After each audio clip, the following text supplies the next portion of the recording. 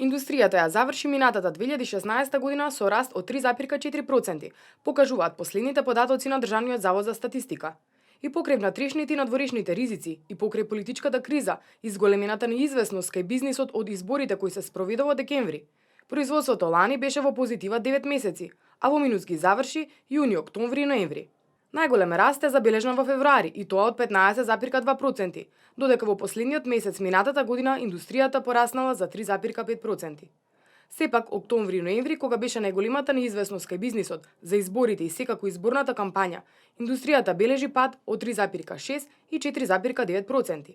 Во декември, според статистиката, секторот снабдување со електрична енергија бележи изголемување од 13,6%, преработувачката индустрија пораст од 2,1%, а кај рударството е забележан пад на производството од 1,3%.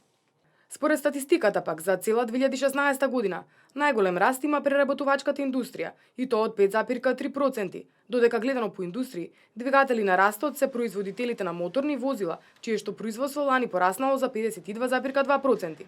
Раст од 44,5% бележи производството на компјутери и електронски производи, додека раст од 22% бележи производството на машини и уреди. Македонските бизнисмени неколку пати алармираат дека е неопходно да се стави крај на политичката криза. Вела дека нестабилноста им создава главоболки, бидејќи не може да ги реализираат планираните деловни активности и немаат предвидливо деловно окружување, што представува главна пречка за подинамично работење, економски раст и нови работни места.